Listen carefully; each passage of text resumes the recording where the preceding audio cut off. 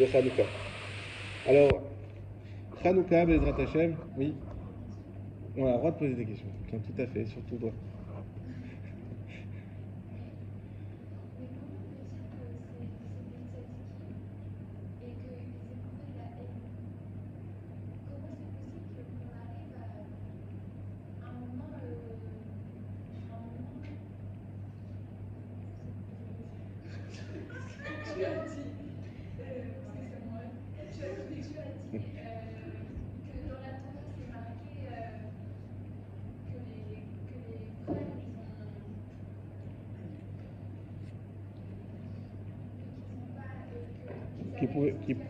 Oui. Et qui pouvait pas.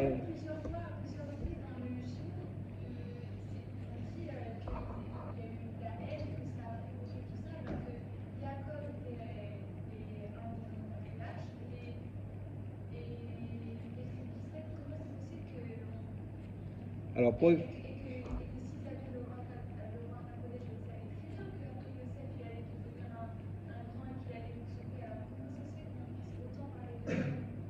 Alors ça, Yosef, il avait un digne spécial. Il faut savoir déjà que à ce moment-là, on ne parle pas d'individus, on parle de bâtisseurs. On parle de gens qui vont bâtir des peuples, et pas n'importe lequel, le peuple d'Israël, qui va être le peuple qui va justifier l'existence du monde. Donc eux, quand ils voient leur vie, ils ne voient pas leur vie comme nous, faut que j'achète un appartement, faut que je m'occupe de mes enfants, faut que je m'occupe de ma femme. Non, eux, c'est je dois m'occuper du monde. Or, Yosef était considéré comme un Rodef. Rodef, c'est un dit spécial. S'il y a quelqu'un c'est la halakha comme ça, s'il y a quelqu'un qui te poursuit pour te tuer, tu dois toi le tuer avant. Ce qu'on appelle Rodef. On ne doit pas attendre qu'il te blesse ou. Non, il veut te tuer, tu dois toi le tuer avant. Rodef. Les frères avaient jugé que Yosef, qu'est-ce qu'il prétendait? Eux, ils se disaient, Yosef, il a réussi un petit peu à embobiner notre père. Il prétend à la Keuna, alors on sait que la Keuna, elle doit aller à Lévi. Il prétend à la royauté, alors on sait que la royauté, elle doit être à Yehuda. Et c'est pour ça qu'ils lui ont dit, Amlor Timlor Alenu, est-ce que tu vas toi être notre roi? Et c'est pas ton rôle. Amshol Timshol. Par contre, ils savaient qu'il devait être Moshel, qu'il devait gouverner sur eux. Mais être le roi, ils ont dit là, il y a un problème. Si tu considères que tu vas être notre roi, c'est que ce que tu dis, c'est faux, c'est une mauvaise névoie. Et eux, ils avaient effectivement un roi HaKodesh, mais ils ne voyaient pas tout ce qui allait se passer. Ils ne voyaient pas le roi HaKodesh, c'est pas une vision qui est claire sur tout l'avenir, c'est pas comme ça. C'est ce qu'on doit voir. Hachem nous montre ce qu'on doit voir. D'ailleurs, c'est intéressant parce que lorsque ils sont arrivés avec la tunique et que Yaakov a commencé à s'effondrer, Yitzhak savait que Yosef n'était pas mort. Yitzhak, le papy, il était encore vivant à ce moment-là, le père de Yaakov. Il savait que Yosef n'était pas mort. Alors on dit, mais pourquoi il n'a pas dit à Yaakov, le pauvre? Dis-lui. Il a dit, comment il le savait? Par Roi HaKodesh. Donc c'est Dieu qui lui a montré. Il dit, bah, si Dieu me l'a montré à moi, mais qu'il ne l'a pas montré à lui, c'est qu'il ne doit pas le savoir. Donc il n'a pas dit. C'est ça qu'on savait que c'était la rigueur. On n'aurait pas été capable de tenir notre bouche. Lui, il a fait ce raisonnement. Il a dit, bah, moi, Dieu me l'a envoyé par Névoa. Il aurait dû l'envoyer aussi à mon fils Yaakov. Il n'a pas envoyé, c'est qu'il doit pas le savoir. Donc les frères ne savaient pas tout. Mais eux, ce qu'ils voyaient en Yosef, ils voyaient une personne qui venait pour contrecarrer les projets divins. Ils voulaient prendre la royauté, ils voulaient prendre la Keuna, ils voulaient tout s'approprier. Donc ils ont dit, mais ce frère-là, il vient, il va détruire le peuple juif. Donc il faut absolument le tuer. Et qu'est-ce qu'ils ont dit ensuite? Écoutez, on ne va pas le tuer, on va l'envoyer à l'inverse d'un roi. C'est quoi? Un esclave. Et d'ailleurs, il y a écrit juste après, ils ont vendu Yosef et ils ont dit, on va voir ce que vont devenir ses rêves. Voyons voir maintenant. Sauf qu'à l'inverse, c'est très rigolo. C'est grâce à eux qu'il est devenu roi. Puisque ensuite, il s'est retourné en Égypte et on la connaît. Pour ceux qui ne la connaissent pas, la semaine prochaine, on va voir la fin de l'histoire. C'est grâce à eux qu'il est devenu roi. D'ailleurs, Yaakov aussi, il a fait la même erreur. Puisque Yaakov, qu'est-ce qu'il lui a fait? On dit Ketonet Passim. Passim, Rachid nous dit, le P c'est Paro, c'est le Passim, le Samer c'est Socharim, le Yud c'est Ishmaelim, et le Mem c'est Midianim. Ce sont toutes les épreuves sur lesquelles va passer Yosef. Lui, il s'est dit, je vais lui donner une tunique pour le protéger. Cette tunique-là même, c'est elle qui l'a amené à vivre toutes les épreuves qu'il va vivre par la suite. Parce que Yaakov, il savait que Yosef, il risquait de vivre les mêmes épreuves que lui. Qu'est-ce qu'il a eu comme épreuve, Yaakov? Il a voulu se faire. Son frère voulait le tuer. Les frères de Yosef voulaient le tuer. Il a dû quitter la maison familiale. Il a dû se sauver. Yosef a dû sauver. Il a été esclave chez Lavan. Yosef a été esclave en Égypte. Donc il voulait éviter absolument à Yosef de passer par là. Et c'est exactement comme ça. C'est pire que c'est pareil. C'est pas parce qu'il a fait ça que ça a provoqué Donc on voit que finalement, effectivement, les frères, ils avaient une haine qui était, les Chachamim sont très durs là-dessus, qui était viscérale au point qu'ils ne pouvaient pas faire shalom. Shalom, impossible. Impossible. Pourquoi? Parce qu'ils ne pouvaient pas l'exprimer. Et ça aussi, c'est important à savoir dans nos familles. C'est être capable d'exprimer les choses. Quand des fois, on a un enfant qui est celui qui est le plus perturbé, qui a toujours tort, qui fait toujours les bêtises, qui ment, qui fait des mauvaises choses, et on a l'autre enfant un peu modèle. Et l'enfant modèle qui vient se plaindre, si on n'écoute pas l'autre enfant, il va se dire, mais ça sert à rien que je me défende. Et là, il va avoir une haine. On voit cette haine. Finalement, au Krachem, à la fin de l'histoire, ils vont se prendre dans les bras, ils vont s'aimer. Mais comment elle démarre cette haine? Elle commence parce que le papa, les enfants se sont auto-censurés.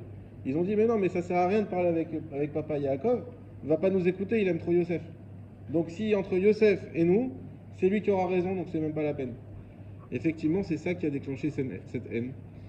Alors, il faut savoir aussi une chose qui est, tous ceux qui disent que la Torah n'est pas vraie, etc. Vous prenez n'importe quel livre, on n'aura jamais un livre qui est aussi honnête que la Torah. La Torah, elle n'est pas là pour nous mentir, elle n'est pas là pour nous faire passer les patriarches pour ce qu'ils ne sont pas. Et elle est pas là, non, il y a des défauts. Et comme on dit, Masavot Siman Labanim, c'est dans les deux sens. Ça veut dire que tout ce qu'ils ont fait de bien et les petits détails, parce qu'encore une fois, c'est le Avot, ils sont mis à la loupe. Donc on voit des petits détails. Imaginez-vous, on parlait de ça la semaine dernière, imagine-toi si on devait écrire notre vie à nous chacun dans un livre, comment on aurait honte de ce livre, qui paraisse. Là on a un livre où il y a toute la vie sans qu'ils savent. Il y avait une caméra cachée sans qu'ils sachent qu'elle était là, et toute la vie a été écrite, et malgré tout, on voit ces petits détails qui sont effectivement manquants, mais ça aussi c'est pour nous permettre d'avancer. Et effectivement la Torah, elle dit les choses comme elles sont, et elle n'est pas là pour cacher. Effectivement, il y avait une haine qui était là, qui était pas bonne, mais qui était justifiée en tout cas. Il y a d'autres questions? Pas d'autres questions? Oui? Oui, exactement. C'est de la jalousie. Ça a été provoqué par la jalousie. Et ça, malheureusement, effectivement, c'est... D'ailleurs, c'est intéressant parce que c'est exactement ce même sentiment qu'il faut éviter auprès d'Hachem envers nous. Il écrit pourquoi la Avodah Zara, c'est la pire des Avérotes. L'idolâtrie, c'est la pire des Avérotes. Parce que faire de l'idolâtrie, on rend Hachem jaloux. Et c'est ça qui fait que ça provoque les pires dynimes. Hein? Donc ça va dans les deux sens. Oui, c'était Réhouven, exactement. Réhouven, il s'est dit, on va le mettre dans... C'est vrai que je ne l'ai pas dit, vous êtes bien de le dire. Il a dit, je le mets dans le puits, mais il s'est dit, parce que Réhouven, en fait, c'est aussi pour ça qu'il a perdu sa Bechora, son droit d'aînesse. Il n'était pas prêt à affronter les autres frères. Il avait peur des autres frères. Contrairement à Yehuda, qui était très droit dans ses bottes, très affirmatif, lui, il avait peur. Donc il a dit, venez, on le met dans le puits, mais dans son intention, c'était de dire, je vais venir le chercher après. Et d'ailleurs, à la suite, il est venu le chercher, il trouve personne. Et là, il pleure, et puis les frères disent, non, mais finalement, on l'a vendu. Donc, effectivement. Hazak. Alors, il nous reste 5 minutes pour Hanouka. On va pas faire toute la halachot, mais c'est pas grave. On enverra des Bezrat Hashem, des enregistrements aussi sur ça. Mais, voilà, alors Hanouka, l'histoire, je la passe, on la connaît tous. Il y a eu 2 miracles. Le miracle de la guerre et le miracle des fioles qui sont restées allumées 8 jours au lieu d'un seul. Donc le Beth Amikdash, il avait été complètement souillé. On a retrouvé une seule fiole qui était pure, qui permettait d'allumer. Il fallait 8 jours pour faire de la nouvelle huile. Or, cette fiole qui devait durer 1 jour, elle a duré 8 jours. Et la menorah, c'est pas la Hanouka, la menorah a pu rester allumée pendant 8 jours. Donc on allume pendant 8 jours des Nérot, chaque jour en fonction du miracle qu'il y a eu de plus chaque jour. Ça c'est la base. Alors combien de bougies on doit allumer? Ça aussi tout le monde le sait, mais on le dit rapidement. il faut allumer, ça par contre tout le monde ne le sait pas, la mitzvah c'est une bougie. Une bougie. C'est-à-dire même si on est le cinquième jour, j'ai allumé qu'une bougie, j'ai fait la mitzvah. Donc ceux qui se retrouvent en situation, je ne sais pas pourquoi, difficile, on n'a pas assez de bougies, on a perdu, elles sont tombées par terre, on n'a plus de voisins, on est dans le désert. Si on a une bougie, dans ce cas-là, ou ça peut arriver en voyage aussi, si on n'a qu'une bougie, ça suffit pour faire la mitzvah. Maintenant, le hidour mitzvah, c'est-à-dire de faire la mitzvah encore mieux, c'est effectivement d'allumer une bougie supplémentaire par jour. D'accord? Et dans quel ordre on doit aller? On remplit les bougies de droite à gauche et on les allume de gauche à droite.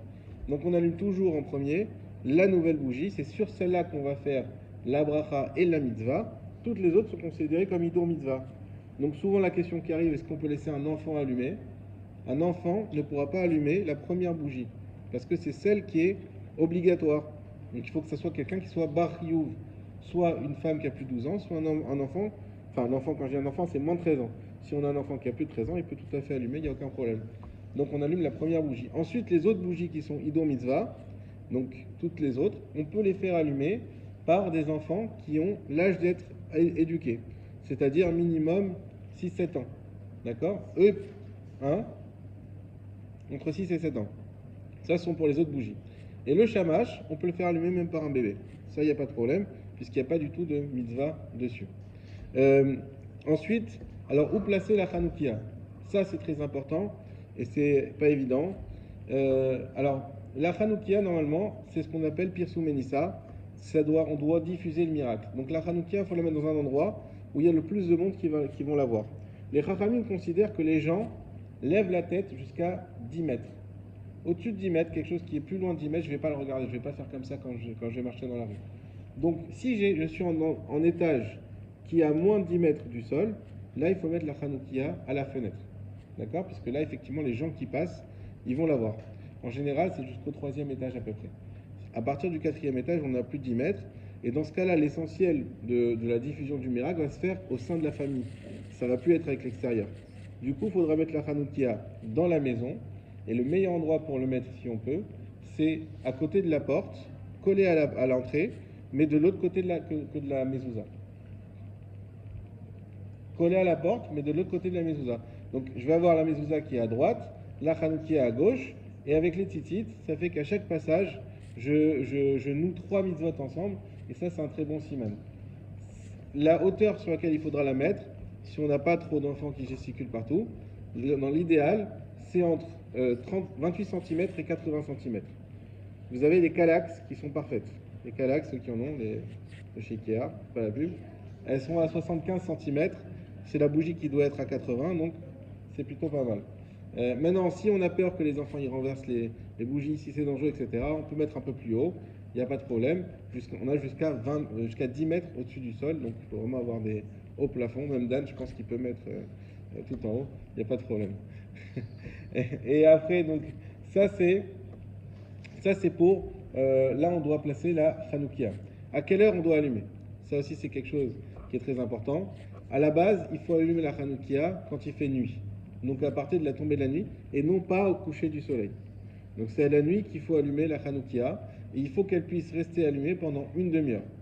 Et c'est très important, la halakha nous dit Adlaka osa mitzvah. C'est-à-dire que c'est au moment où je l'allume qu'il faut qu'il y ait assez d'huile pour une demi-heure.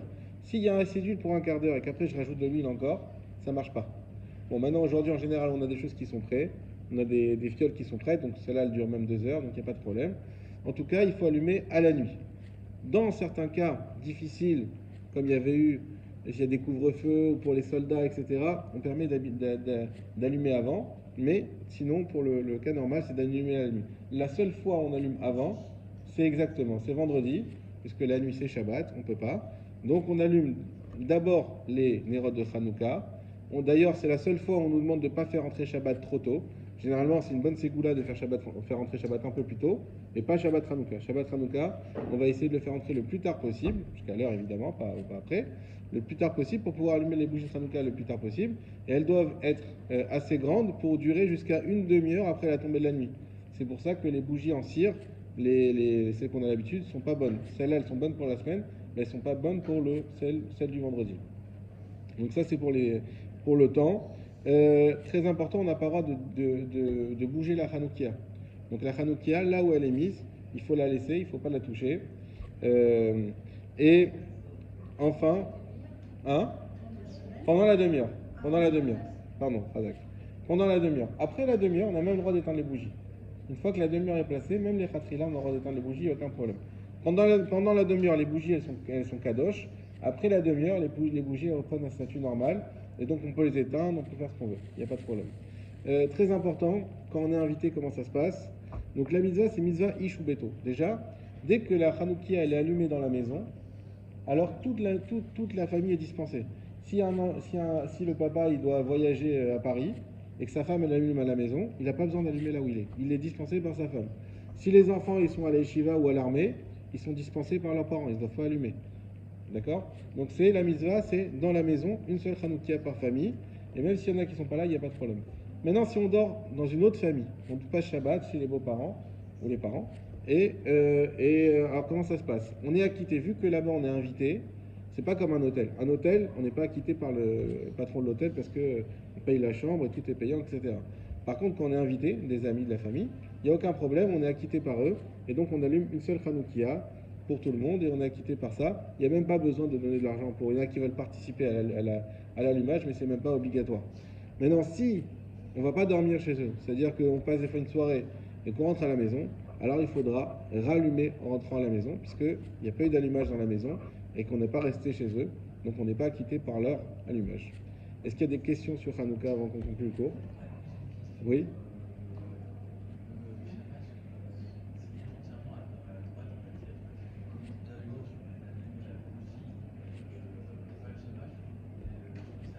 Alors tout dépend. Est-ce que tu utilises ton chamash pour allumer les bougies ou pas?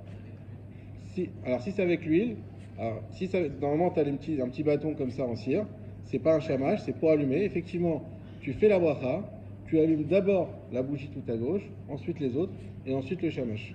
Ce qu'il ne faut pas faire, c'est de faire la bracha et d'allumer le shamash, parce que dans ce cas-là, ça fait une interruption entre la bracha et la mitzvah qui est d'allumer la première bougie. Il y avait autre chose? Oui?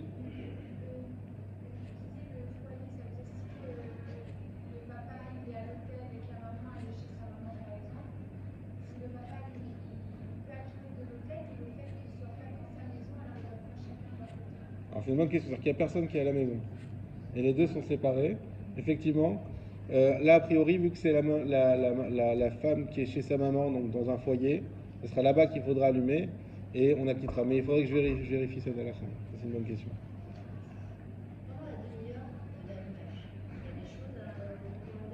Très important. Pendant la demi-heure de l'allumage, ouais, il y a plein de choses que je n'ai pas dit, hein, donc n'hésitez pas aux questions. Pendant la demi-heure de l'allumage, les femmes n'ont pas le droit de faire de travaux. Ça veut dire tout ce qui va être des machines, la cuisine, etc. Pourquoi? En l'honneur de Yehudit, parce que Yehudit, c'est elle qui a participé au miracle. Elle a abattu le premier général. Et c'est d'elle qui est venue ensuite toute la victoire. Donc pour faire honneur à Yehudit, les femmes, c'est comme un Yom Tov pour elles à ce moment-là. Donc pendant la demi-heure, les femmes ne font pas de travaux. Et ensuite, c'est bon. Voilà.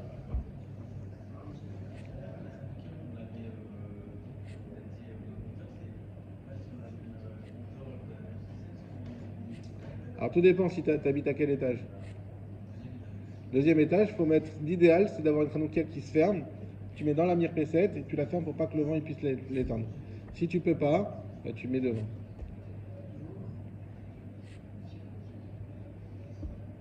Hazak ou Baor. Ça fait chaud. Arvid, toi tout de suite.